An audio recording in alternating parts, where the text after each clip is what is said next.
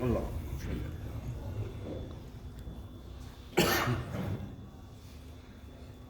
لا حول ولا قوة إلا بالله العلي العظيم.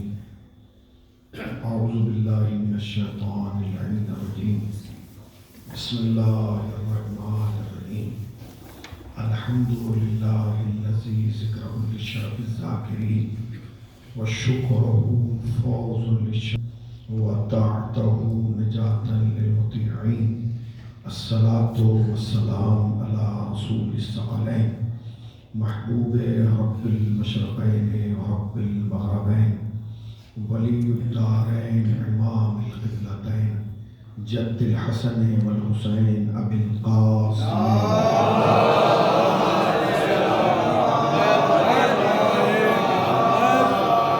اما بعد فقد قال اللہ سبحانہ تبارک وتعالی وقوله الحق. بسم اللہ الرحمن الرحیم. الف لام میم ذالک الکتاب لا ریب فیہ ہدی للمتقین. صلوات پڑھنے پر محمد.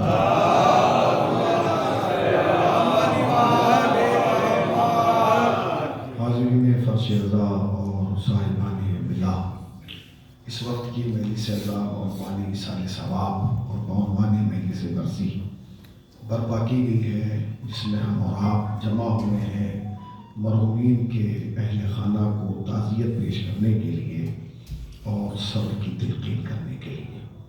قانون خطابت، اصول خطابت اور دستور خطابت یہی ہے کہ جب کوئی خطیب کسی مجلس سے خطاب کرتا ہے تو سب سے پہلے وہ یہ دیکھتا ہے کہ پاس میں جو مناسبتیں ہیں ان مناسبتوں کو عنوان بنا کر گفتگو کا آغاز کیا جائے. چونکہ ماہ رجب وہ مہینہ ہے جو اپنے اندر مناسبتوں کا ایک انبار لیے ہوئے، فضیلتوں کا ایک باب لیا ہوا ہے. معصوم نے فرمایا کہ رجب علی کا مہینہ ہے، شعبان نبی کا مہینہ ہے اور رمضان خدا کا مہینہ ہے. میں نے حدیث پڑھی ہے، وہ خطابت کا نقطہ نہیں ہے، پھر سنیے گا. معصوم نے فرمایا کہ رجب علی کا مہینہ ہے، شعبان نبی کا مہینہ ہے اور رمضان خدا کا مہینہ ہے. اس حدیث کو سب نہیں مانتے، وہی مانتے ہیں جن کا کلمہ 3 ٹکڑوں والا ہے. اس لیے کہ آپ بورڈ پہ لکھیے کہ رمضان خدا کا مہینہ، پھر نیچے لکھیے رجب شعبان نبی کا مہینہ اور اس کے نیچے لکھیے رجب علی کا مہینہ. اور جہاں لکھا ہو کہ رمضان خدا کا مہینہ سامنے اس کے لکھیے لا الہ الا اللہ. اور جہاں لکھا ہو شعبان نبی کا مہینہ رجب علی کا مہینہ سامنے لکھیے علی بن ولی اللہ. شعبان پڑھے تو محمد.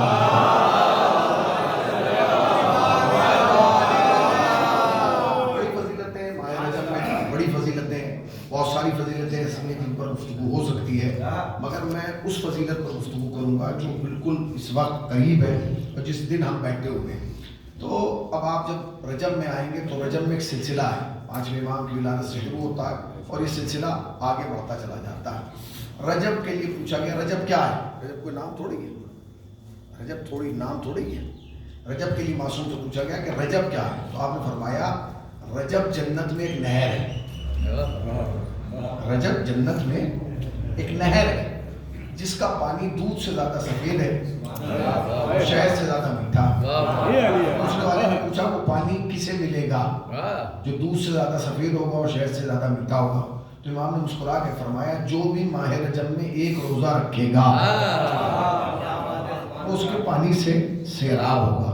یعنی روزہ رکھنا تمہارا کام ہے، سیراب کرنا معصوم کا کام ہے. اس کے بعد فرمایا کہ رجب قرب الہی کا مہینہ ہے، خدا کے قریب ہونے کا مہینہ ہے. اس میں بہترین طریقہ یہ ہے کہ آپ جو استغفار کرتے چلے جائیں گے خدا کے قریب ہوتے چلے جائیں گے. تو یہ ساری فضیلتیں ماہ رجب میں ہیں. اب میں اپنی گفتگو کا آغاز یہاں سے کر رہا ہوں چونکہ یہ جو تاریخ ہے یہ مخصوص ہے 7ویں امام سے.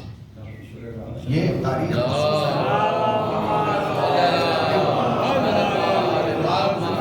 آج کا دن جو ہے وہ مخصوص ہے، لہٰذا میں چاہوں گا کہ جتنی باتیں ہوں وہ 7ویں امامی کے حوالے سے اور مرحوم کی خدمت میں ایک ایصال ثواب پہنچ جائے اور ہماری طرف سے امام کی بارگاہ میں خراج عقیدت ہو جائے. تو رجب بڑی عظمتوں کا مہینہ ہے. دیکھیے ایسا نہیں ہے کہ ہم رجب کو بڑھا رہے ہیں تو رمضان گھٹ گیا، نہیں، رجب کی اپنی فضیلت ہے، رمضان کی اپنی فضیلت ہے. پہلا جملہ میں آپ کی خدمت میں عرض کر رہا ہوں، اگر بات آپ تک پہنچے تو مجھے احساس دلائیے گا کہ میں شیشے کے سامنے نہیں، شیعوں کے سامنے پڑھا، اس لیے کہ شیشہ نہیں بولتا، شیعہ بولتے ہیں. رجب کی اپنی فضیلت ہے، شعبان کی اپنی فضیلت ہے. رجب اپنا ایک مقام رکھتا ہے، رمضان اپنا ایک مقام رکھتا ہے. رجب کا اور رمضان کا کوئی مقابلہ نہیں ہے، اس لیے کہ رمضان میں جو قرآن آیا وہ رحل کی زینت بنا، رجب میں جو قرآن آیا وہ آغوش رسالت بنا. سلامات پڑھیں تو محمد وعلیہ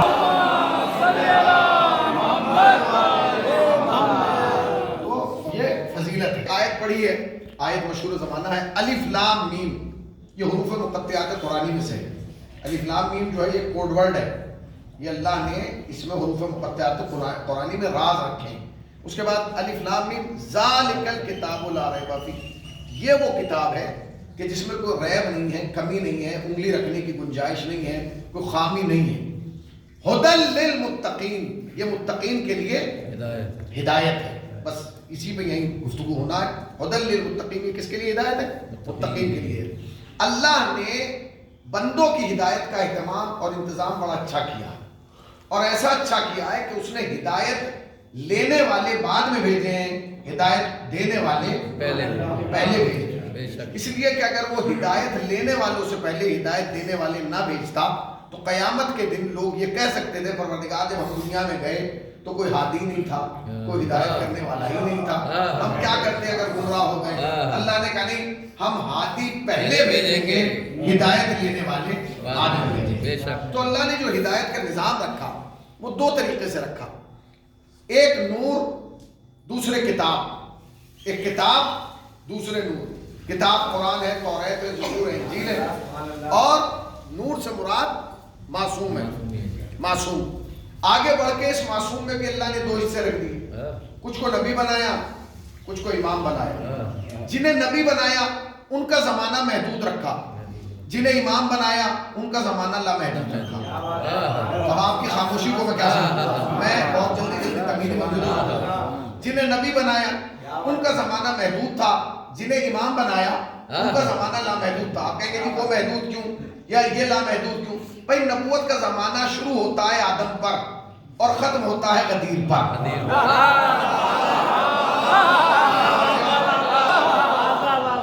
نبی کا زمانہ شروع ہوتا ہے آدم سے اور ختم ہوتا ہے غدیر پر، اور امام کا زمانہ شروع ہوتا ہے اور ختم ہوگا قیامت پر.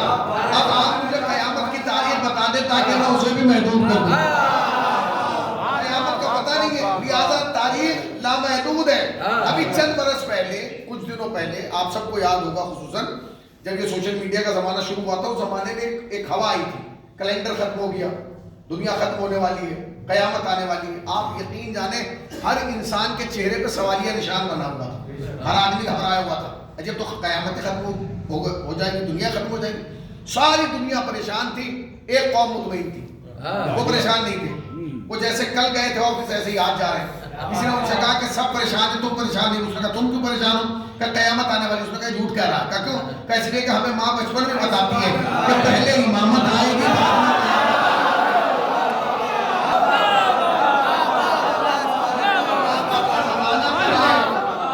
قیامت کا زمانہ بعد میں.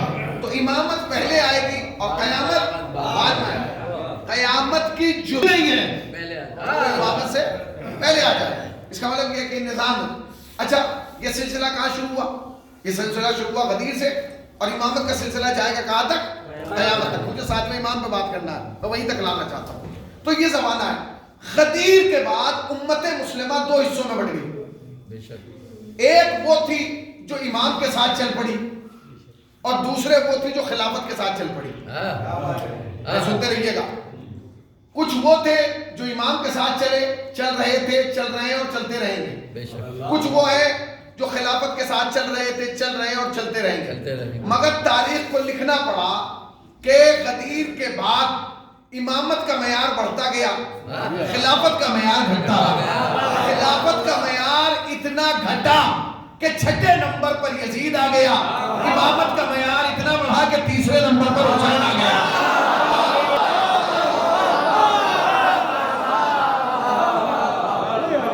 اتنا بڑھا کہ وہاں یزید چھٹے نمبر پہ آ گیا اور امام حسین تیسرے نمبر پر۔ ادھر معیار گھٹ رہا تھا اور ادھر معیار بڑھ رہا تھا۔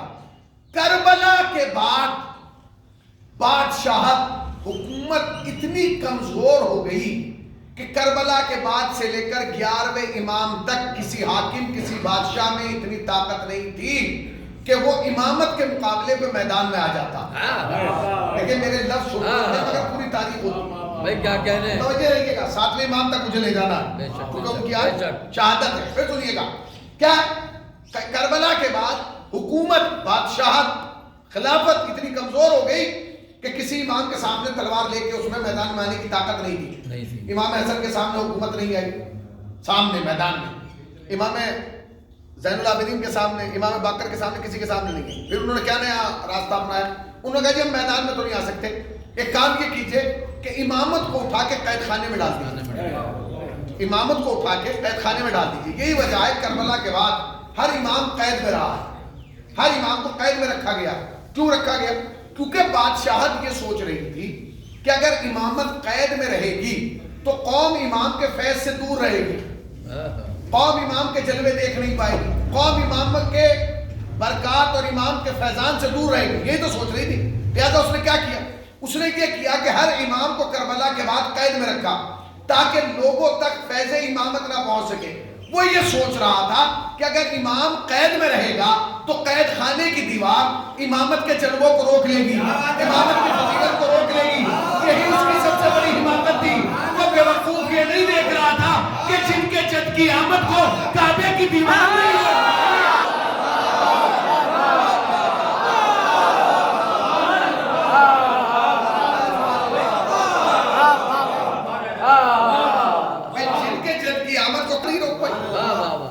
فضیلتوں کو دیواریں قید خانہ روک پائے گی؟ نہیں، لہذا اس نے سوچا۔ اب آئی بات ہے کس 7ویں امام۔ دیکھیے تاریخ امامت میں 2 امام ایسے ہیں جن کی تاریخ ولادت اور عدد امامت ایک ہے۔ مثلا پہلی ذات ہے امام حسین، امام بھی تیسرے ہیں اور آئے بھی 3 شعبان کو۔ دوسرے تمہارا ہے 7واں امام، امام بھی 7واں ہے اور آئے بھی 7 سفر کو ہے۔ 7 سفر کو امام آئے اور 25 رجب میں اس دنیا سے گئے۔ شہادت کی تاریخ کیا ہے؟ 25 رجب 7 میں آئے اور 25 میں گئے۔ میں نے آہستہ سے پڑھ دیا مگر آپ کو زور سے سننا تھا۔ 25 آئے 7 میں، گئے 25 میں۔ 25 عدد سمجھ گئے؟ پہلے 2 لکھو پھر 5 لکھو، دونوں کو ملا دو گے تو پھر 7 ہو گئے۔ آپ صلوات پڑھیں پر محمد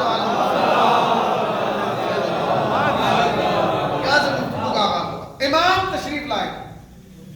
آپ کے تمام اماموں میں اور ان میں فرق یہ ہے کہ آپ کا پہلا امام پیدا ہوا مکے میں۔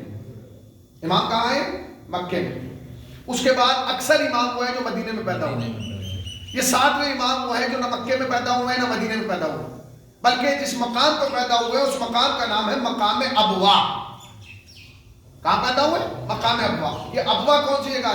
یہ مقام ابوا وہ جگہ ہے کہ جہاں امام کی ولادت ہوئی ہے، یہی وہ جگہ ہے جہاں جناب مرسل اعظم حضرت محمد مصطفیٰ کی والدہ کی قبر ہے۔ یہ مجلس سخت سے سخت ہوتی چلی جائے گی مگر میں تاریخ آپ کے سامنے کھولتا چلا جاؤں۔ مقام ابوا کون سا ہے؟ جہاں حضرت بی بی آمنہ خاتون کی قبر مطہر ہے، وہاں امام کی ولادت ہوئی۔ اب یہ یاد رکھیے گا کہ چھٹے امام کی پہلی اولاد نہیں ہے۔ 7ویں امام جو ہیں وہ پہلی اولاد نہیں ہے، آپ کے اور بھی بیٹے، پہلے بیٹے کا نام، بڑے بیٹے کا نام اسماعیل ہے، اس کے بعد عبداللہ ہے، اس کے بعد جو ہے امام ہے۔ مگر آپ یہ سمجھیے کہ پہلے بیٹے ہوئے کوئی بات نہیں، خوشی منائی گی، مگر جب امام پیدا ہوئے ہیں 7ویں امام مقام ابوا پہ، تو چھٹے امام نے 3 دن تک لوگوں کو کھانا کھلایا۔ کتنے؟ 3 دن تک لوگوں کو بلایا، صبح شام دوپہر کھانا کھلایا۔ میں نے پڑھ دیا اور آپ نے سن لیا۔ 7ویں امام کی ولادت پر امام نے 3 دن تک لوگوں کو کھلایا۔ نہیں میں اور آپ کی زبان میں کہہ دوں، 3 دن تک امام نے دسترخوان کیا تاکہ دنیا کو پتہ چل جائے کہ امام کی ولادت پہ کھلانا بدعت نہیں ہے.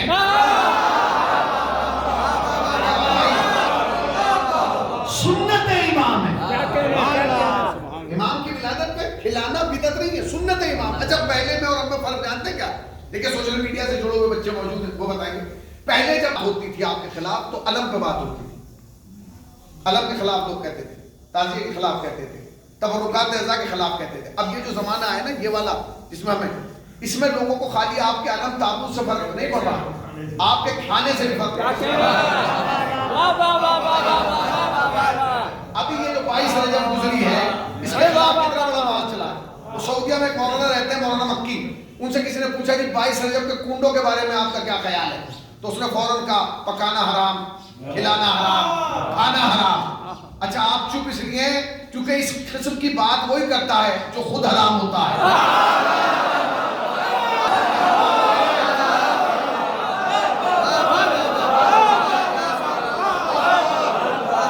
اس قسم کی بات کون کرتا ہے؟ جو خود حرام ہوتا ہے. ابے کھلا ہم رہے، بنا ہم رہے، پکا ہم رہے، نہ تیرا پیسہ لگا ہے. میرا ایک صلوات پڑھے پر محمد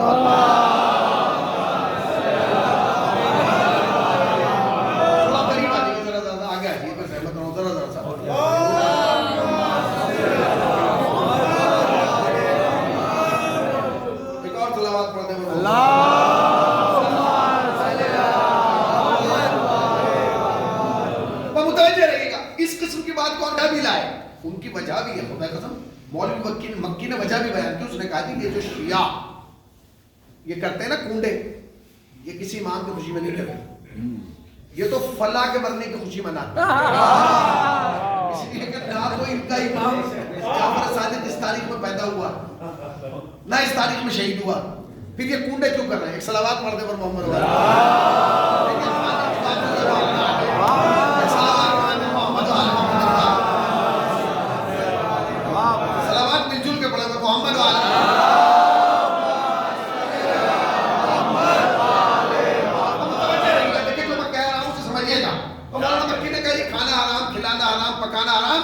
اور اس نے کہا کہ یہ شیعہ جو ہے وہ امام کی خوشی نہیں مناتے، اس لیے کہ امام چھٹے امام کی نہ تو ولادت 22 رجب میں نہ شہادت 22 رجب میں، تو پھر کہ یہ تو فلاں کے مرنے کی خوشی منا رہے ہیں. میں منبر سے کہہ رہا ہوں ہم کسی کے مرنے کی خوشی نہیں مناتے.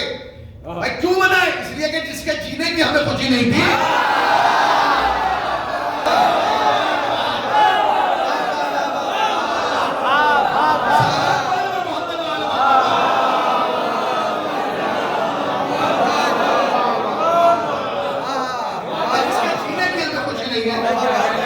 اس کے مرنے کی خوشی ہوگی. اچھا آپ یہ تو ان کی حماقت ہے کہ سمجھ رہے ہیں کہ 22 رجب ہمارے یہاں نظر کا سلسلہ 22 رجب سے تھوڑی شروع ہوتا ہے. ہمارے یہاں تو مولانا 20 جماعت الثانی سے نظر کا سلسلہ شروع ہوتا ہے. 20 22 پھر پورا رجب، پھر شعبان، اور 15 شعبان تک ہم کھلاتے ہیں. کبھی سیدہ کے نام پہ، کبھی حسن کے نام پر، کبھی باقر کے نام پر، کبھی علی کے نام پر، کبھی قاسم کے نام پر، کبھی حسین کے نام پر، کبھی زینب کے نام پہ، کبھی سکینہ کے نام پہ، کبھی اصغر کے نام پہ، اور کبھی زمانے کے امام کے نام پہ. اور سنو یہ ہمیں ہی فخر حاصل ہے کہ ہم 3 مہینے ان کے نام پر کھلاتے ہیں اور زندگی بھر انہی کے نام پہ کھاتے ہیں.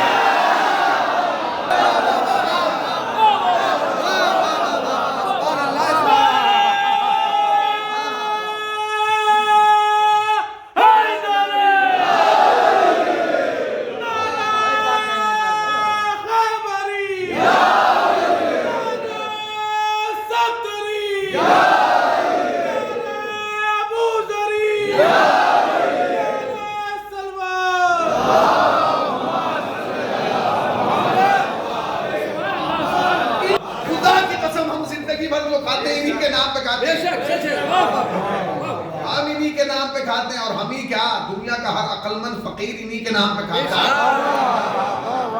دیکھ لیجیے آپ کی گلی میں جب بھی کوئی بھیک مانگنے آئے گا کس کے نام پہ مانگے گا؟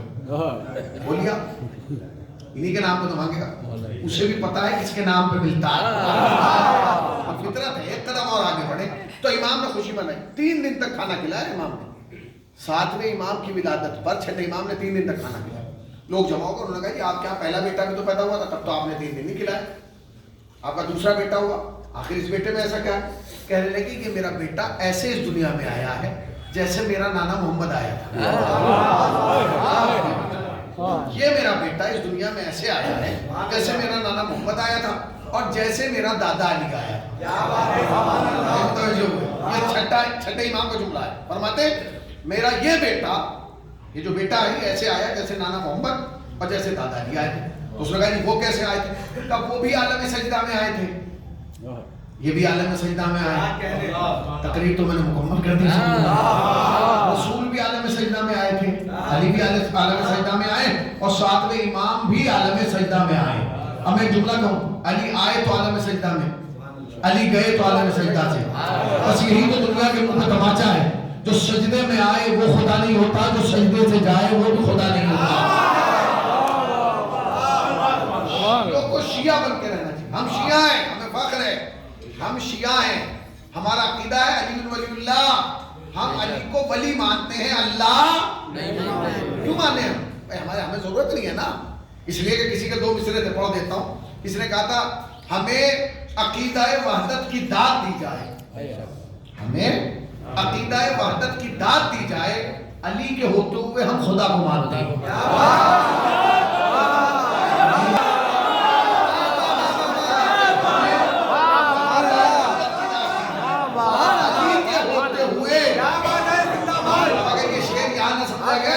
دنیا کے کسی ملک میں نہیں یہاں سے نکل گئے، یہاں سے جب نکلیں گے نا تو کچھ لوگ آپ درخت کے سامنے جھکے ہوئے دیکھیں گے، کہا جی کیا کہ درخت کو پوج رہے ہیں، آگے جائیں گے تو کسی اور کو پوج رہے ہیں، آگے جائیں گے تو کسی اور کو پوج رہے ہیں، صبح ہوئی تو دریا کو پوج رہے ہیں، سورج نکلا تو سورج کو پوج رہے ہیں۔ کمال ہے، ہمارے پاس تو علی ہے، وہ سورج پلٹا سکتا ہے،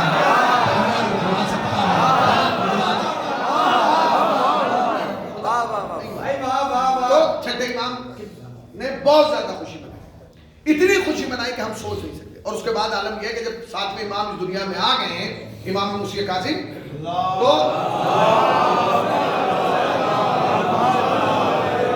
جب بھی کوئی چھٹے امام سے ملاقات کے لیے آتا ہے، مطلب امام کے پاس آیا تو امام فرماتے تھے کہ کیا تم اپنے اگلے امام سے نہیں ملو گے؟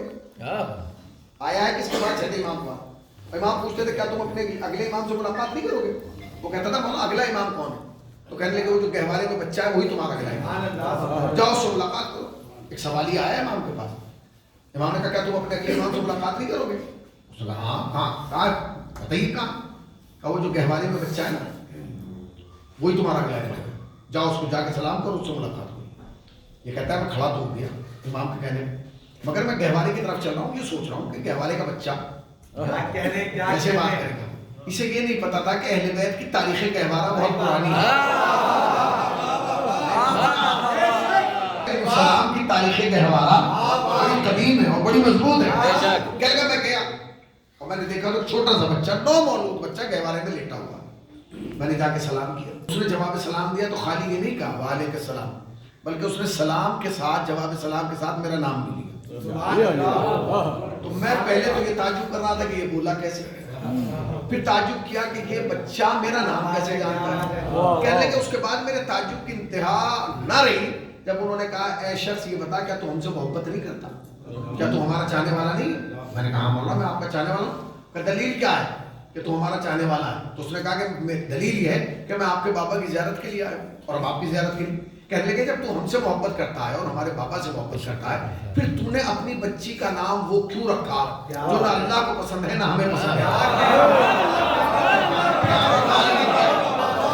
نہ اللہ کو پسند ہے اور نہ ہمیں پسند ہے، یہ تعجب۔ اس کے بعد کہنے گھر جا اور سب سے پہلے جا کے اپنی بیٹی کا نام بدل اور آج کے بعد اس بچی کا نام حمیرہ رکھنا۔ کیا رکھنا؟ حمیرہ رکھنا۔ یہ جب حجرے سے واپس آیا چھٹے امام کی خدمت میں تو پسینے آ رہے تھے، امام نے کہا پسینے کیوں رکھے؟ نہیں ویسے کہا کیا ہوا؟ کہنے مولا میں گیا میں نے سلام کیا، بچے نے جواب سلام دیا، تو پھر کہا پوچھا کیا تم ہم سے محبت نہیں کرتے ہو؟ ہم نے کہا تو پھر کہا اس کے بعد انہوں نے کہا اپنی بچی کا نام بدل دو اور آج کے بعد اس کا نام حمیرہ رکھنا۔ تو امام نے کہا اس میں پریشان ہونے کی بات کیا ہے؟ کہنے لگے مولا بچی تو کل رات ہی پیدا ہوئی ہے،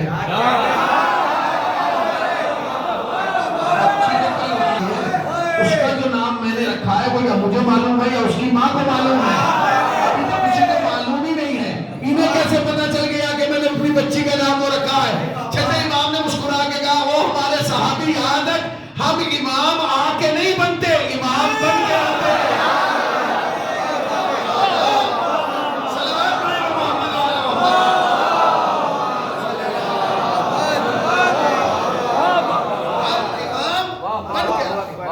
امام بن کے آتے۔ کسی نے چھٹے امام سے پوچھا، ساتویں امام سے پوچھا، امام حسین قاسم سے جن کی شہادت ہے آج کے، مولا یہ بتائیے امام کی پہچان، امام کہتے کسے ہیں؟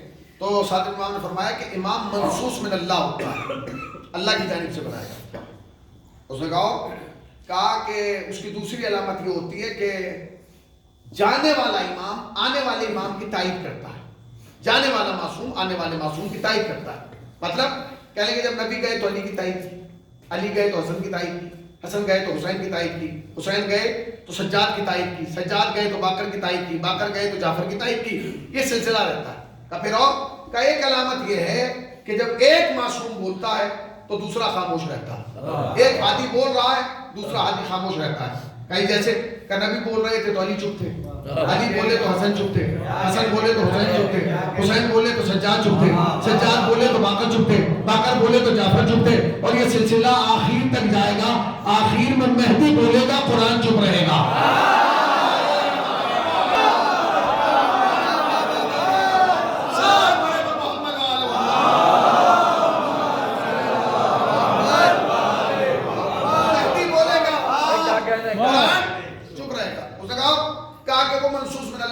ایک جاتا ہے تو دوسرے کی تائید کر کے جاتا ہے، ایک بولتا چپ رہتا ہے۔ اس نے کہا مولا آؤ، تو ساتویں امام نے فرمایا کہ معصوم کی ایک علامت یہ ہوتی ہے، امام کی علامت یہ ہوتی ہے کہ وہ معجز نما ہوتا ہے، صاحب اعجاز ہوتا ہے، صاحب کرامت ہوتا ہے، اس کے اندر معجزے کی طاقت ہوتی ہے، اختیار ہوتا ہے اس کو کہ وہ صاحب اعجاز ہو، اعجاز دکھا سکے۔ اس نے کہا مولا جیسے؟ تو آپ نے چاروں طرف دیکھا، دور ایک درخت کھڑا تھا۔ امام نے کہا یعنی صاحب اعجاز ایسا ہوتا ہے کہ اگر امام چاہے کہ وہ درخت یہاں چل کے یہاں آ جائے گا، اور امام نے کہہ کے گفتگو آگے بڑھانا شروع کر دی۔ اب امام کا تو اس کی طرف ہے، اس کا منہ امام کی طرف ہے، امام کو طرف لگایا، اسے لگا، اس نے اٹھنا شروع کیا۔ امام نے کہا بیٹھو، اٹھتا جا رہا، امام نے کہا بیٹھو، کہنے کا مولا پیچھے دیکھ رہے۔ اب جب امام نے پلٹ کے دیکھا وہ درخت یہاں آ گیا، ہم نے غور ہی نہیں کیا، وہ درخت یہاں آ گیا۔ امام نے اسے چھوڑا اور درخت سے گفتگو کرنا شروع کی، کہنے کہ میں نے تو تمہیں نہیں بلایا، پھر تم کیوں آ گئے؟ درخت سے آواز آئی ہے فرزند آپ کی جگہ آپ نے نہیں بلایا۔ سنیے جملہ سنیے، امام نے درخت سے کہا کہ میں نے تو تمہیں نہیں بلایا، پھر تم کیوں آ گئے؟ تو درخت سے آواز آئی ہے فرزند زہرا، فرزند رسول، معاف کیجیے گا آپ نے مجھے نہیں بلایا مگر میں پھر بھی آ گیا۔ امام نے کہا میں نے بلایا بھی نہیں، پھر بھی تو آ گیا۔ اس نے کہا میں اس لیے آیا ہوں کیونکہ جب آپ نے کہا نا کہ امام وہ ہوتا ہے جو درخت کو اشارہ کرے تو درخت چل کے آتا ہے، تو جیسے آپ نے کہا درخت چل کے آتا ہے، اس احمق نے فوراً دماغ میں سوچا کیسے آتا ہے؟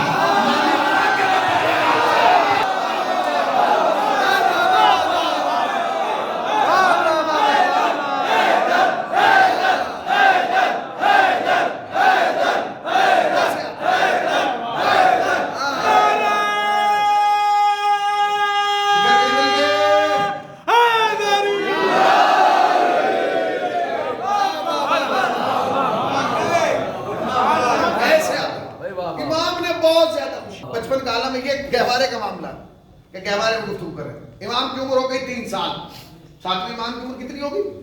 3 سال۔ اچھا یاد رکھیے گا، کبھی کبھی یہ ہوتا ہے کہ گھر میں اگر کوئی بہت بڑی شخصیت ہو جائے نا پیدا، تو پھر بعد میں جتنے آنے والے ہوتے ہیں انہیں اپنی شخصیت بنوانے میں عرصہ لگ جاتا ہے۔ کیا کہیں بھائی ابا سے بڑا بھی ہمارا نام الگ، یہ بڑا مسئلہ ہوتا ہے۔ اب 7ویں امام کے لیے بڑا سخت تھا، اس لیے کہ 6 امام وہ تھے جن کے 4000 طالب علم تھے، 4000 اسٹوڈنٹ تھے، جنہوں نے حوض علمیہ کی بنیاد رکھی، جنہوں نے اس زمانے میں دانشگاہ اور یونیورسٹی کی بنیاد رکھی، جن کے شاگرد معمولی لوگ نہیں تھے۔ جابر بن حیان ایسا آدمی تھا، ابو حنیفہ، امام ابو حنیفہ کس کا شاگرد ہے؟ امام کا۔ اب 7ویں امام پیدا ہوئے۔ اچھا 7ویں امام پیدا ہوئے تو ابو حنیفہ کے سامنے عمر ہو گئی 3 سال۔ اب ابو حنیفہ کا اپنا سسٹم تھا، لوگ اس کو بھی مانتے تھے، قیاس کی بنیاد پر فیصلے کرتا تھا۔ ایک دن مسجد میں آیا تو امام جعفر صادق کونے میں بیٹھے،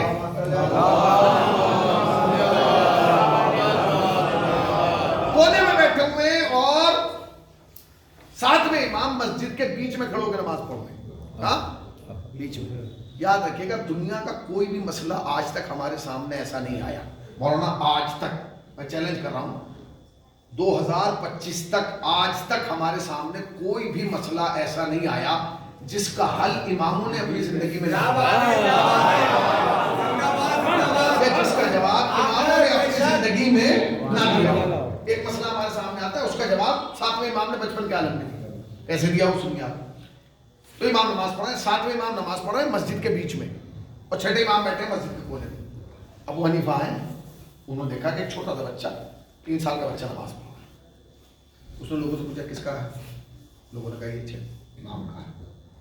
اچھا جا کے بیٹھا, کہنے لگا حضور یہ آپ ہی کے بیٹے ہیں. امام نے کہا میرا ہی بیٹا. کہنے لگا ان کی تو نماز ہی نہیں. امام نے کہا کیوں نہیں. کہنے لگا آپ دیکھ رہے ہیں ان کے سامنے سے لوگ گزر رہے ہیں, آج تک بھائیوں کے یہاں یہ مسئلہ پایا جاتا ہے وہ سامنے سے گزر جائے اس کی نماز مولانا باطل ہو جاتی ہے. یہ آج بھی بھائیوں کے یہاں مسئلہ پایا جاتا ہے کہ ان کے سامنے سے اگر کوئی گزر جائے کہتے ہیں نمازی باطل ہو گئی. کیوں باطل ہو گئی؟ کیونکہ سامنے سے بندہ گزر گیا. یہ ابو حنیفہ کی ایجاد تھی. تو امام نے کہا اچھا اب سچ بتائیے کہ اگر کوئی میرے بچے پہ انگلی اٹھائے گا تو مجھ کو واجب ہے کہ میں دفاع کروں. جب اس نے کہا نا کہ حضور آپ کے بچے کی نماز ہی نہیں, وہ نماز باطل ہے, وہ بیچ میں کھڑا ہے, نماز پڑھ رہا ہے, لوگ سامنے سے گزر رہے ہیں. امام نے کہا نماز میں پڑھ رہا ہوں یا وہ؟ تو کہنے نماز تو وہ پڑھ رہے ہیں. تو کہنے کہ جواب بھی وہی دے.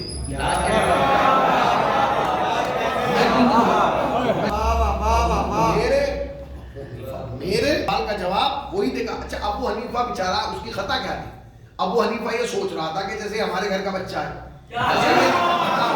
امت کے بچے اور ہوتے ہیں, امام کے بچے اور ہوتے ہیں, امت کے بچے اور امام کے بچے اور نماز تمام ہو گئی. ابو حنیفہ آگے بڑھا, امام کے پاس بیٹھ گیا. کہنے لگا ایک بات کہوں؟ امام نے کہا بتاؤ. کہنے لگے آپ کی نماز ہی نہیں ہوئی. اب 3 سال کی عمر ہے ساتویں امام کی جن کی آج عادت ہے. اس نے کہا آپ کی نماز ہی نہیں. امام نے کہا کیوں نہیں؟ کہ آپ کے سامنے سے لوگ گزر رہے ہیں, بھری ہوئی مسجد, لوگ اپنے پنجوں کے بل کھڑے ہو کے دیکھ رہے ہیں کہ یہ بچہ جواب کیا دیتا. چھٹے امام اپنی جگہ بیٹھے. امام نے کہا ابو حنیفہ سن, میرے اور میرے خدا کے درمیان اتنا فاصلہ ہے نہیں کہ کوئی تیسرا آ جائے.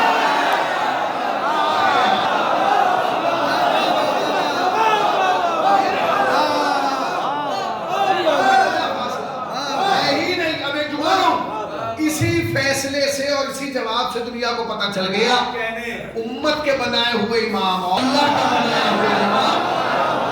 صلوات پڑھیں پر محمد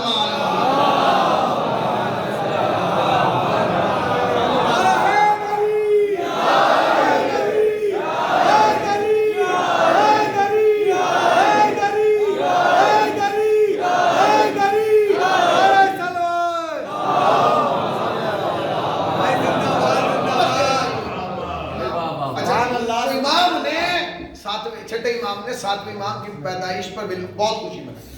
جو آتا تھا اسے کھانا کھلاتے تھے, تحفہ دیتے تھے. اچھا یہ بیٹے کی ولادت کا معاملہ ہے. اب وہ جو بڑا بیٹا ہے ان کا نام ہے اسماعیل. ان کا انتقال چھٹے امام کی عمر زندگی میں ہو گیا, یعنی باپ کے سامنے بیٹے کا انتقال ہو گیا. جب ان کا انتقال ہوا تب بھی امام نے عجیب و غریب عمل انجام دیا جو آج کے زمانے میں کوئی کر ہی نہیں سکتا, اور اگر کرے گا تو لوگ سمجھیں گے شاید صدمہ زیادہ بھاری ہو گیا. جب اسماعیل کا انتقال ہوا تو جتنا بھی مجمع آیا امام نے ایک کا ہاتھ پکڑا, جنازے میں لے گیا اور چادر ہٹا کے دیکھو میرا بیٹا اسماعیل مر گیا, میرا بیٹا اسماعیل انتقال کر گیا. اور پورے شہر میں جنازہ گھموایا, باقاعدہ یہ کہا کہ جنازہ اسماعیل کا جنازہ ہے. اس کے بعد جنت البقیع میں رکھا اور ایک ایک فرد کو پھر جنازہ اٹھا کے دکھایا کہ دیکھو یہ اسماعیل کا جنازہ ہے. قبر میں رکھا, کہا اسماعیل کا جنازہ ہے. یہ کیوں ہو رہا ہے؟ یہ کوئی عام آدمی تھوڑی ہے.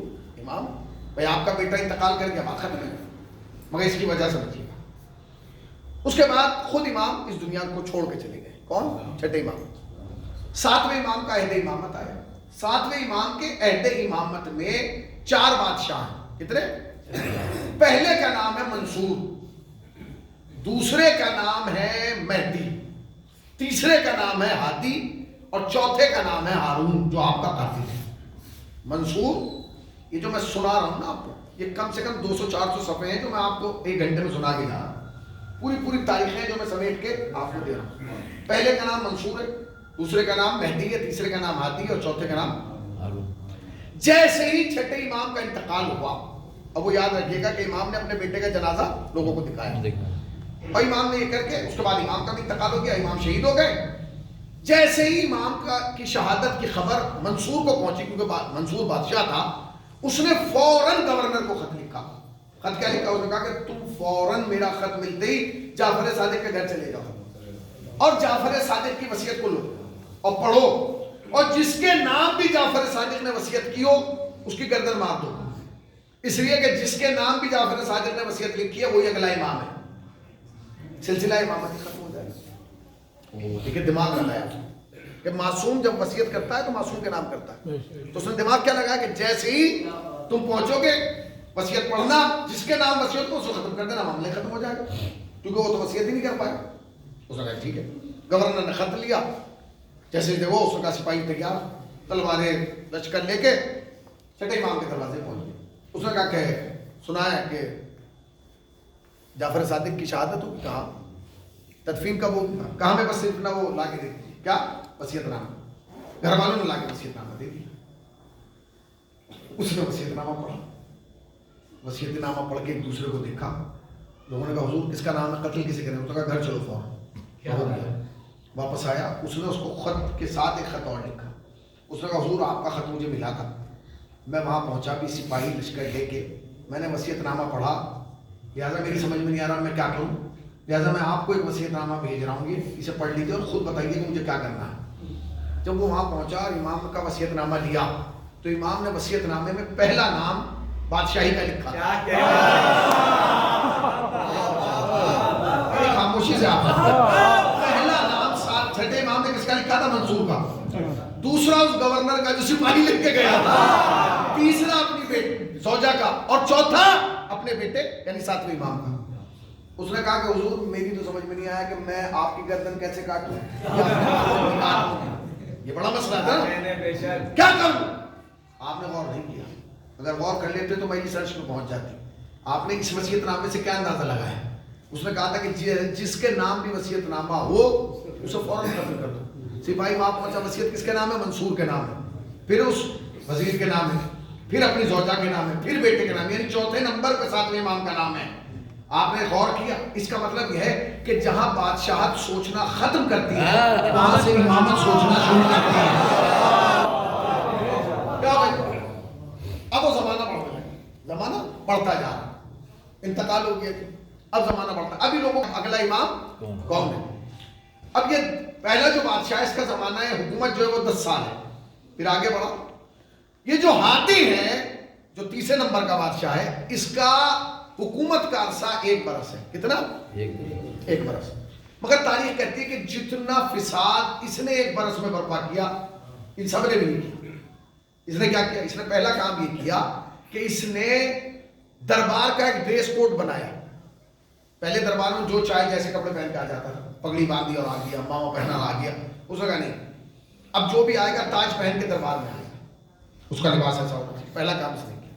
دوسرا، دربار میں ایک جگہ ہوا کرتی تھی جہاں علماء بیٹھتے تھے، جہاں علماء بیٹھتے تھے، بادشاہ علماء کو بٹھا کے رکھتا تھا، ان سے فیصلے کراتا تھا، ان سے رائے لیتا تھا۔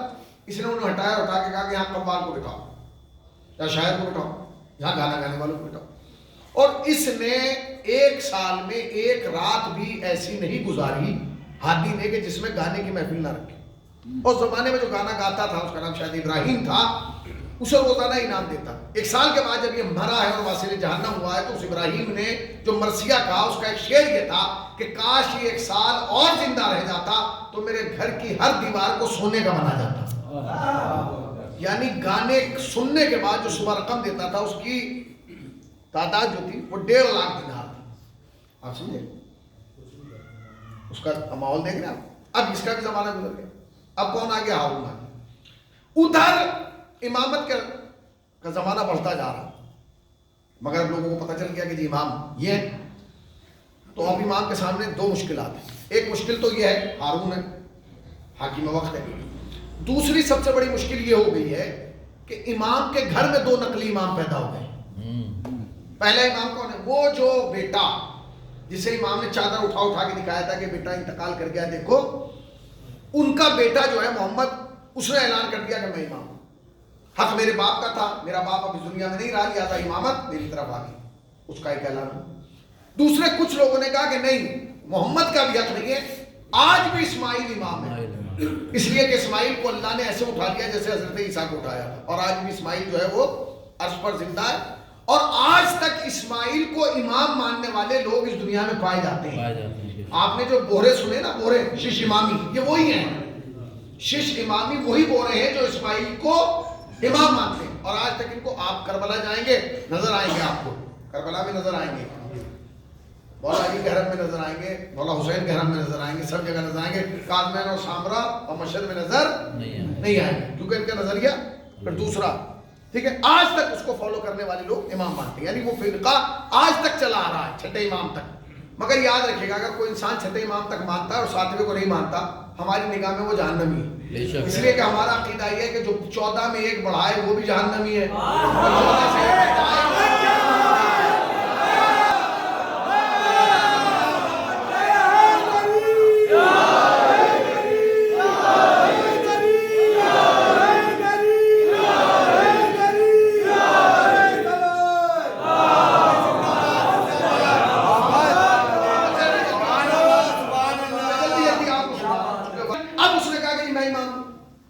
لوگوں نے کہا جی آپ امام ہیں نہیں, مگر آپ کے ابا آج بھی امام. چلیے, ابراہیم اسماعیل کے انتقال کے بعد جو دوسرے بھائی تھے, ان کا نام تھا عبداللہ, وہ زندہ تھے. انہوں نے کہا جی امامت تو میرا ہے, اس لیے کہ اگر بڑے بھائی کا انتقال ہو جائے تو وراثت چھوٹے بھائی کی طرف آ جائے. تو گھر میں 2 امام ہیں, ایک بھائی امام ہے اور ایک بھتیجا امام ہے, اور خود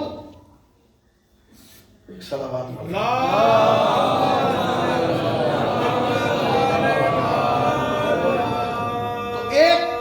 امام ہے, ایک بھتیجا امام ہے اور ایک بھائی امام ہے.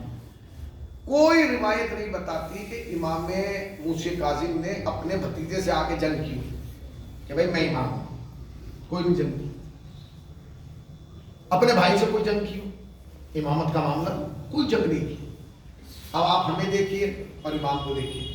ہم وہ ہیں جو دکان پہ لڑتے ہیں, مکان پہ لڑتے ہیں, کھیت پہ لڑتے ہیں, جائیداد پہ لڑتے ہیں, پراپرٹی پہ لڑتے ہیں, منصب پہ لڑتے ہیں, رشتے دار پہ لڑتے ہیں. امام امامت پہ نہیں لڑ رہے ہیں. انہیں کہ لڑنے کی ضرورت ہی. بھتیجا کہہ رہا ہے میں امام ہوں, بھائی کہہ رہا ہے میں امام ہوں. آپ نے کوئی جواب ہی نہیں دیا. جب لوگوں نے کہا یہ فیصلہ کیسے ہوگا, انہوں نے کہا فیصلہ ہم کریں گے, پریشان کیوں ہو. اپنے غلام کو بلا کے کہا کہ میرے گھر کا صحن ہے, اس میں لکڑیوں کا انبار لگا دو. لکڑیوں کا انبار لگا دیا گیا. کان سے نظر آتش کر دو. ساتھ امام نے لکڑیاں لگوائی, اس کے بعد آگ لگوائی. اب بھتیجا بھی دیکھ رہا ہو, بھائی بھی دیکھ رہا ہے. اس کے بعد امام اٹھو, مجمع جمع ہوا ہے. امام نے اپنے دوش پر ردا ڈالی اور جا کے اس کے اندر بیٹھ گئے. وہ جو جلتی ہوئی آگ تھی اور شعلے اس کے آسمان کو چھو رہے تھے, اور اندر سے بیٹھ کے اپنے بھائی اور بھتیجے سے بات کرنا شروع کی. اس کے بعد پھر اٹھے, پھر دوش پر ردا ڈالی اور پھر باہر آ گئے. اور باہر آ کے کہنے لگے کہ بھائی, اور اپنے بھتیجے کی طرف دیکھ کے کہا کہ میرے بیٹے, میں تو ثابت کرایا کہ میں امام ہوں.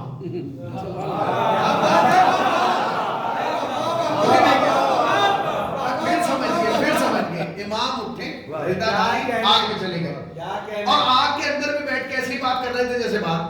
تھوڑی دیر کرتے واپس آ کے کہہ لیں گے میں تو ثابت کرایا ہوں کہ میں امام ہوں. آگ جل رہی ہے, اب آپ کا نمبر ہے, اب آپ جا کے ثابت کر دیجئے.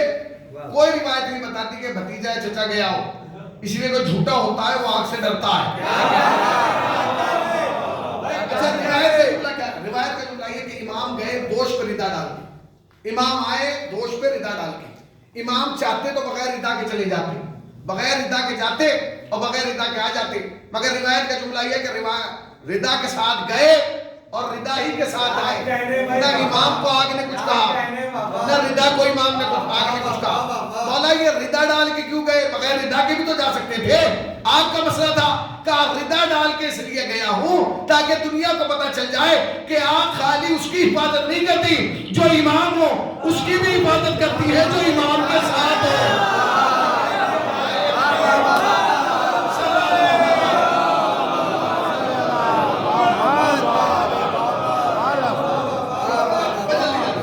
وقت نہیں ہے, جلدی جلدی میں 2-4 باتیں آپ کی خدمت میں کر لوں.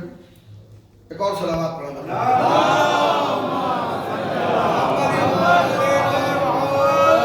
ٹھیک ہے. ہارون کا हारून इमाम से परेशान है, इसलिए कि जानता है कि इमाम की ताकत क्या है, इमाम का इख्तियार क्या है, इमाम करना क्या सकते हैं। तो उसने कहा अपने वजीर और मुशीर को बुला के कि भाई कुछ ऐसा करो कि मूसी काजिम शहीद भी हो जाएं और हमारे दामन पे कोई धब्बा इनके कत्ल का ना आए, हुकूमत क्लीन चिट रहे, इन्हें शहीद कर दिया जाए। उसने कहा कि जी आपको क्या डर है, आपको कत्ल कराना करा, कहने नहीं, मैं कोई भी इनकी कत्ल का धब्बा या इनके कत्ल का वो अपने सर लेना नहीं चाहता, कुछ सोचा जाए। उन्होंने सोचते लोगों ने अपनी अपनी मुख्तलिफ राय दी, किसी ने कहा ये करो, किसी ने कहा वो करो, किसी ने वो करो। एक वजीर है जिसका नाम फजल बिन रबीश है, वो आ गया, उसने कहा हुजूर मैं राय लेकर ऐसी राय तैयार की है मैंने, ऐसी एडवाइस दूंगा कि इमाम शहीद भी हो जाएंगे, किसी को पता भी नहीं चलेगा। उसने कहा जो आपका चिड़ियाघर है ना, हदीकतुल हैवान, इसमें शेर नहीं है।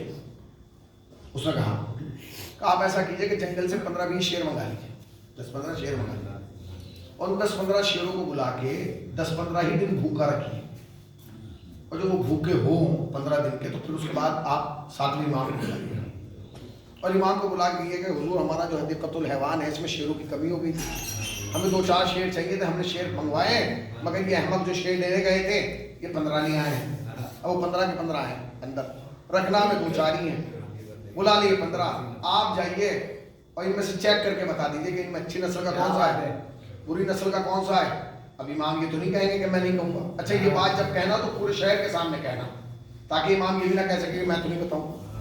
और इमाम जब ये बताने के लिए हदीकतुल हैवान में जाएंगे, सातवें इमाम उस चिड़ियाघर में जाएंगे तो वो तो 15 दिन के भूखे, वो इमाम पे हमला कर देंगे और इमाम को कत्ल कर देंगे। जब वो इमाम को कत्ल कर देंगे तो पूरा शहर देखेगा, उस वक्त मौजूद होगा, तो हम अपना हाथ छाड़ के कह देंगे कि हमें क्या पता, हमारी क्या खता है, हमला तो शेरों ने किया और जानवर को क्या पता कि इमाम क्या होता है। नहीं पहुंचा, अगर इमाम शहीद हो गए तो हमारा, हम तो क्लीन चिट रहेंगे, हम तो अल्लाह कहेंगे हमारी क्या खता, जानवर को क्या पता कि इमाम क्या होता है। खुदा की कसम इससे प्यारा जुमला हो ही नहीं सकता। न कल के जानवरों को पता था कि इमाम क्या होता है,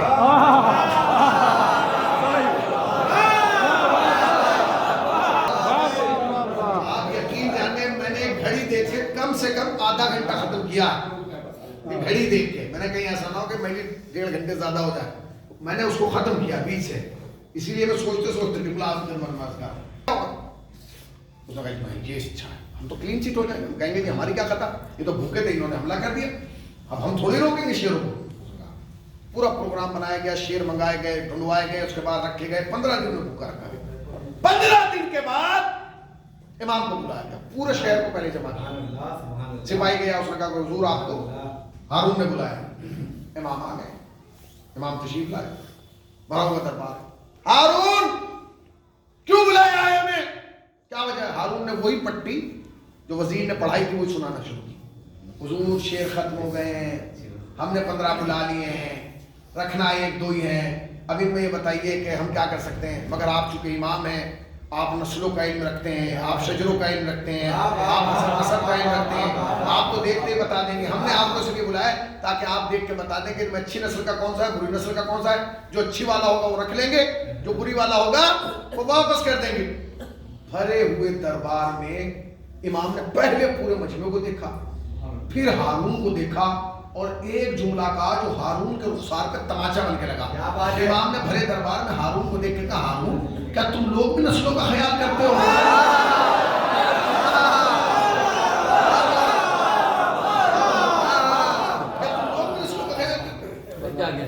अब उसने कहा कि क्या करना चलते, चलिए।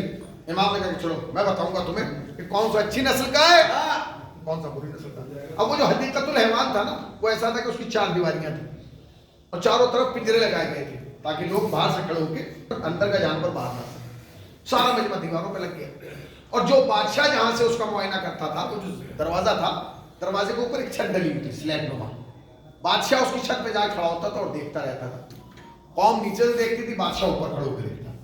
ये चला, इसने पहले सिपाही को बुला के कहा जो दरबान था, कहा जब तुम मूसी काजिम के जाने के बाद दरवाजा बंद करो, जब तक मैं रुमाल ना फेंकूं ऊपर से तब तक दरवाजा ना खोलना चाहिए जितना चीखने। ठीक है। کوئی مسئلہ ایک چیز نہیں، کوئی مشکل نہیں.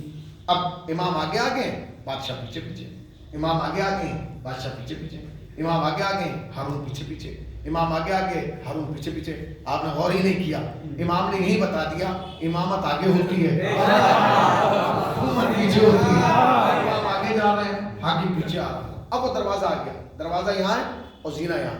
امام دروازے کی طرف بڑھے، ہارون زینے کی طرف بڑھا. امام نے کہا تم آپ کہاں جا رہا ہو؟ کہا جی میں اوپر جا رہا ہوں، اوپر سے دیکھوں گا. امام نے کہا تو اوپر چلا گیا تو میں دکھاؤں گا کسے؟ تو بھی چل. امام نے ہاتھ پکڑ سکا جی میں اندر نہیں جاؤں، آپ ہی جائے. امام نے کہا چلو. ہارون اپنے وزیر کو لے کے چھت پہ پہنچ گیا. حاکم حکم تھا، دربان نے دروازہ کھولا. دروازے کا کھلنا تھا. 15 دن کے بھوکے شیروں نے آنکھیں کھولی. امام نے دربار قدم اندر رکھا، لیٹے ہوئے شیر اٹھ کے بیٹھے. امام نے دوسرا قدم رکھا، شیر کھڑے ہوئے. دربان نے دروازہ بند کیا. امام نے جیسے پہلا قدم آگے بڑھایا، شیروں نے دوڑنا شروع کیا. ہارون نے اوپر سے دیکھ رہا. جیسے ہارون نے دیکھا کہ آ رہے، ہارون نے منہ دوسری طرف کر. اب ہارون کا منہ ادھر ہے اور وزیر کا منہ ادھر ہے. تھوڑی دیر کے بعد وزیر نے کہا حضور پیچھے دیکھیے. میں نے کہا حضور دیکھے تو صحیح. کہہ رہے میں خون خرابہ نہیں دیکھ سکتا. ارے اس نے کہا ہوا کہاں ہے دیکھو تو صحیح. اب تو ہارون نے پلٹ کے دیکھا تو دنیا بدل گئی تھی. بیچ میں اللہ کا شیر تھا اور جنگل کے شیر تھا.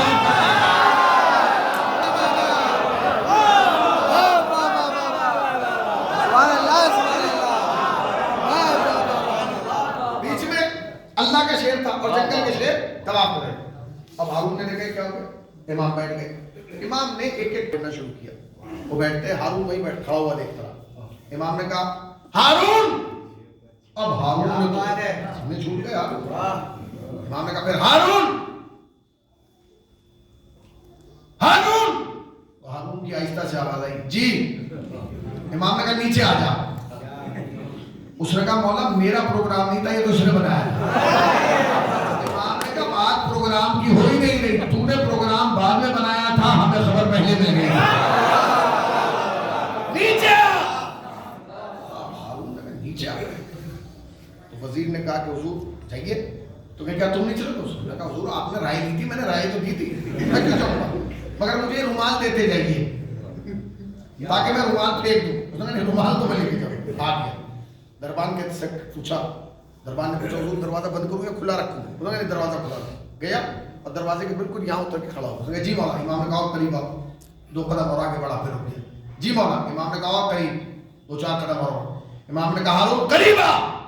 سارا مجمع ہارون ایسے ہی دوڑ کے امام کے پاس گیا جیسے کوئی غلام آقا کے پاس.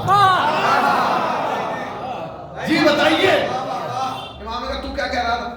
اس نے کہا حضور میں کیا کہہ رہا ہے، یہ تو اس کی رائے تھی کہ آپ کو بلائے اور ہم یہ پوچھیں کہ ان میں اچھی نسل کا کون سا ہے، بری نسل کا کون سا ہے.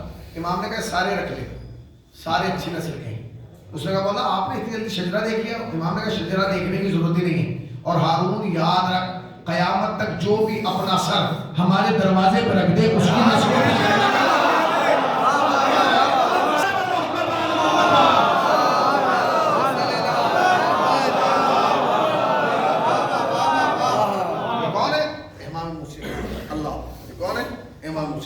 زندگی کا طویل عرصہ قید خانے میں، طویل عرصہ قید.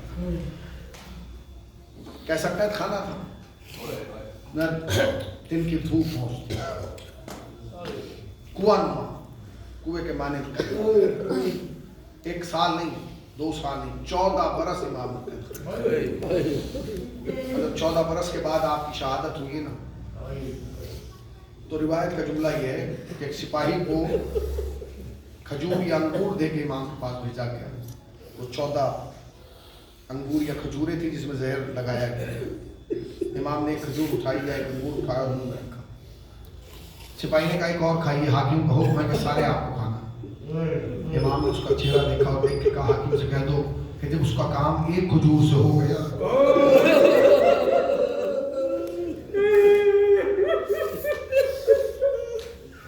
مجھے دوسرا کھانے کی ضرورت ہے. 23 رجب کو امام کو زہر 23 رجب کو امام کو زہر دیا گیا. 25 رجب کو امام کی شہادت ہوئی. 3 دن امام ایسے تڑپے ہیں جیسے مچھلی پانی کے باہر. जानते हैं, उन्हें मालूम है कि अगर किसी को जहर दे दिया जाए तो दो चीज़ें ज़रूरी होती हैं, या उसे पानी दिया जाए या उसे तड़पने की जगह दी जाए। अल्लाह अकबर। ना तुम्हारे साथ इमाम को पानी दिया गया, ना तड़पने की जगह दी गई। इसलिए कि अगर इमाम तड़पना चाहते थे तो कैद खाना इतना छोटा था और कैद खाने की दीवार में कीले फेमस थी। जब इमाम तड़पना चाहते थे तो कैद खाने की दीवार की कीले इमाम के गोश्त पर फेमस हो जाते।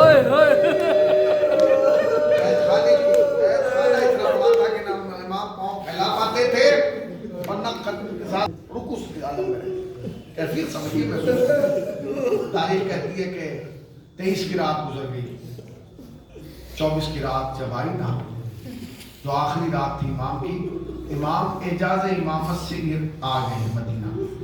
जब मदीना पहुंचे ना, अच्छा आप कसीरुल अयाल थे, आपके 18-19 बेटे बेटियां थी, पहुंचे ना तो आपकी ज़ौजा सहने खाना में बैठ के दुआ पढ़ोगी, आहट महसूस की, हुजरे में गई, कहती है रज़ा मैंने किसी की आहट महसूस की हो बिलाल, मुझे ऐसा लगा जैसे कोई है, मगर मैंने पूछा किसी ने जवाब नहीं दिया, मैंने फिर पूछा किसी ने जवाब नहीं दिया। तुम्हारा 8वां इमाम खड़ा हुआ, अम्मा के हाथों में बोसा दे के मिला, अम्मा पहचाना नहीं, कोई और नहीं बगदाद का असीर आया है, अम्मा मेरा बाबा आया है, अम्मा ये मेरे बाबा की आखिरी रात है, ए अम्मा मेरा बाबा कैद खाने में तड़प रहा है, ए मेरी अम्मा मेरे बाबा को जहर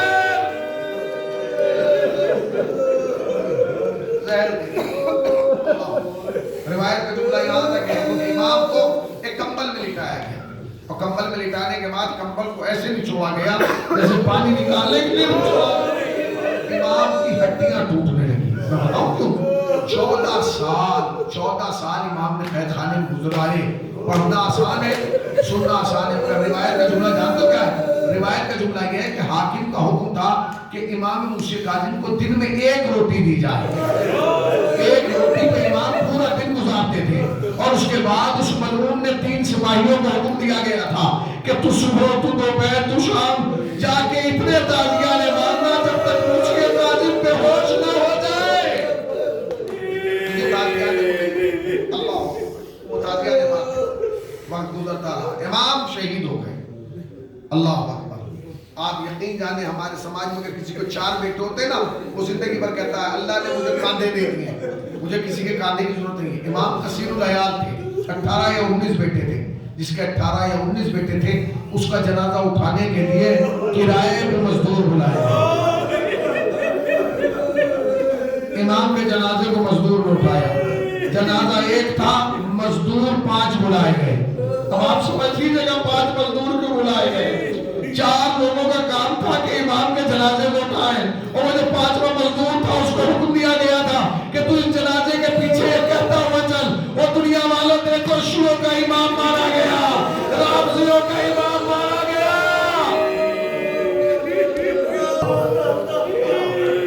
इमाम का जनाजा लाके पूरे बगदाद पर रख दिया गया, बगदाद के पुल पर रखा गया है। इमाम का जनाजा बगदाद के पुल पर रखा गया है।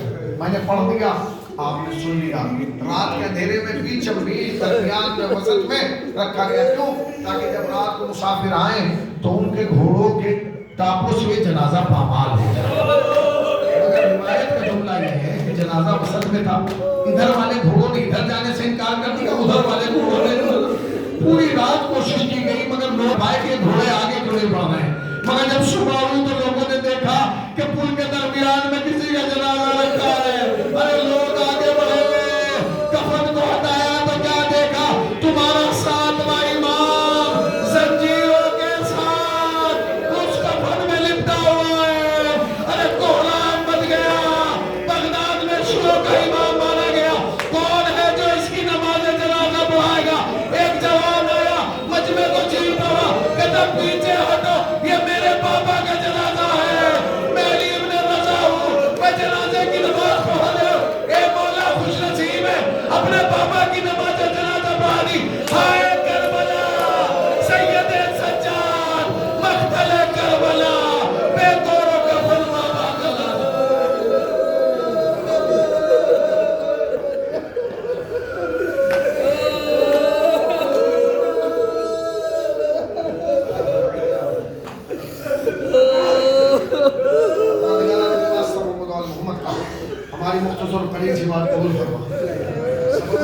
شے آخرت قرار دے اللہ اس مرحوم کے سال ثواب کے لیے میری سزا برپا کے لیے ان کو شفا بحق زہرا وابیہا وبالہا میرے اللہ انہیں طریقہ رحمت فرما درجات کو بلند فرما سوال معصومی میں جگہ عنایت فرما میرے اللہ کی واسطہ محمد اور محمد کا حاضر میں اس کو سال کے اندر زیارت کربلا معاملہ سے ایک بار جا چکا اسے دوبار بتا لیں دو بار جا چکا اسے بار بار بتا لیں آگ روزہ ہو جب تک روزہ حسین کا دیدار میرے اللہ ساتھ میں امام باب الحوائج ہیں سب کی دعاؤں کو قبول کر میرے اللہ کی واسطہ محمد اور محمد کا وارث زمان وارث کائنات حضرت امام زمانہ کے ظہور میں تعجیل فرما ہمیں سرکار کے عوام سال میں شمار فرما ایک مرتبہ سورہ نم اور 3 مرتبہ سورہ اخلاص کی تلاوت فرما کر مرحوم مغفور جناب ابرار حسین صاحب نے مصطفیٰ حسین